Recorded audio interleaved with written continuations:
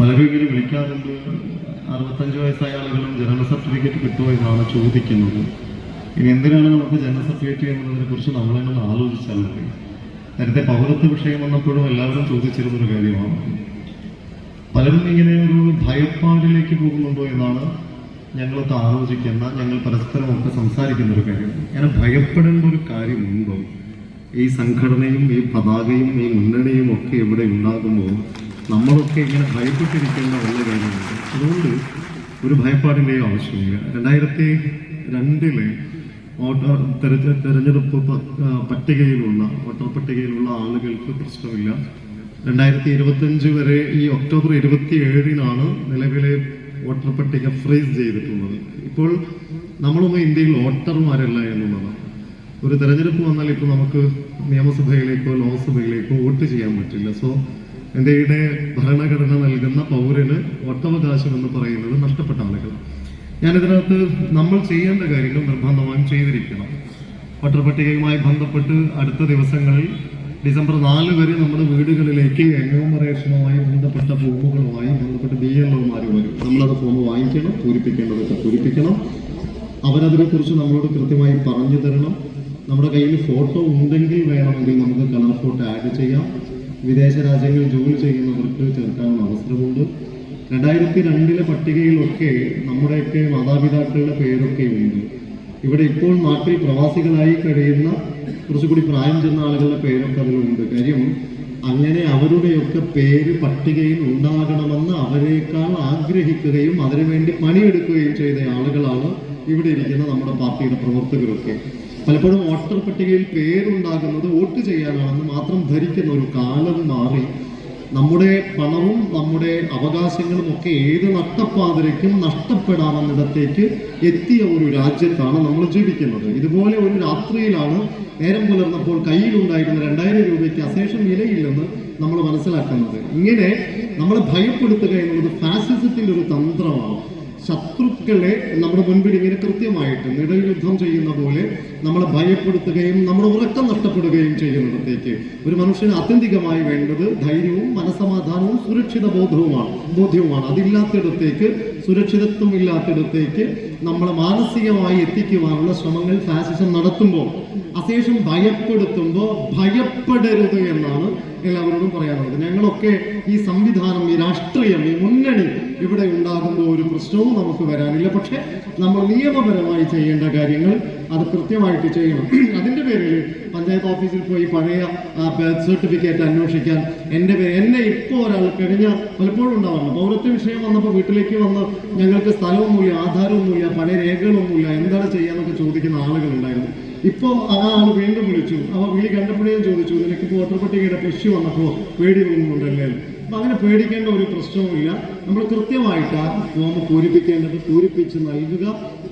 Voter ID card എന്ന് പറയുന്നത് vote ചെയ്യാൻ മാത്രമല്ല, അത് നമ്മുടെ ഐഡന്റിറ്റി കൂടിയാണ്. ഈ രാജ്യത്തിന്റെ പൗരന്മാർക്ക് മനസ്സിലാക്കേണ്ട ഒരു കാര്യം, ഇന്ത്യയിൽ വോട്ട് ചെയ്യാനുള്ള ഒരു മനുഷ്യനെ മിനിമം ക്വാളിറ്റി അല്ലെങ്കിൽ അതിൻ്റെ ആ മനുഷ്യനുള്ള യോഗ്യത, ക്വാളിഫിക്കേഷൻ എന്ന് പറയുന്നത് ഈ രാജ്യത്ത് ജനിച്ച് ഈ രാജ്യത്ത് ജീവിക്കുന്നു എന്നുള്ളതാണ്. ഈ രാജ്യത്തെ ഒരു പൗരന് മാത്രമാണ് ഈ രാജ്യത്തെ വോട്ടവകാശമുള്ളത്. അപ്പൊ ചേർത്ത് വായിച്ചാൽ മതി. പൗരത്വം ഉൾപ്പെടെയുള്ള വിഷയങ്ങൾ വരുമ്പോൾ നമ്മൾ ഈ രാജ്യത്തുള്ള ആളുകളാണെന്ന് നമുക്ക് തെളിയിക്കുവാനുള്ള ഏറ്റവും പ്രധാനപ്പെട്ട ഒരു രേഖ കൂടിയാണ് ഇതെന്ന് നമ്മൾ ഓർക്കണം.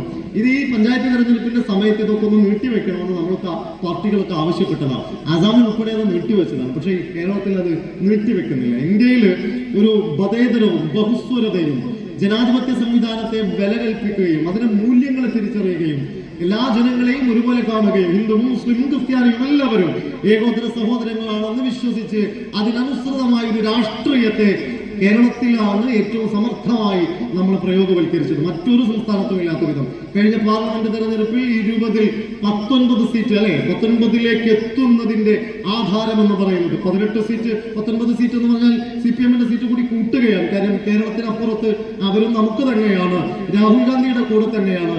അവരുടെ സ്ഥാനാർത്ഥിയുടെ നെഞ്ചിൽ കുത്തിവെക്കുന്ന ചിത്രം എന്ന് പറയുന്നത് രാഹുൽ ഗാന്ധിയുടേത് തന്നെയാണെന്ന് നമ്മൾ മനസ്സിലാക്കിയാൽ മതി. അതോ ഈ വാളയാറിന് അപ്പുറം മാത്രം അവര് ഇതിനിപ്പുറത്ത് മാത്രമാണ് അവർ നമ്മുടെ എതിരാളികളുള്ളൂ. അതിനപ്പുറത്തൊക്കെ അവർ നമ്മുടെ കൂടെ തന്നെയാണ്. അതുകൊണ്ട് 19 പേരെയും വിജയിപ്പിച്ചത് മതേതര ചിന്താഗതിയുള്ള ആളുകൾ തന്നെയാണ്. തൃശ്ശൂരിലാണ് നമുക്കൊരു തെറ്റ് പറ്റിയത്. കേരളം ഇന്ത്യയിൽ എവിടെയും ഇല്ലാത്ത വിധം ഒരു ജനാധിപത്യ ചേരിക്ക് ശക്തി പകർന്ന ഒരു സംസ്ഥാനത്തെ ഛിദ്രമാക്കാനുള്ള ശ്രമങ്ങൾ പല രീതിയിൽ നടന്നുകൊണ്ടിരിക്കുമ്പോൾ തിരിച്ചറിയണം, ഭയപ്പെടരുത്.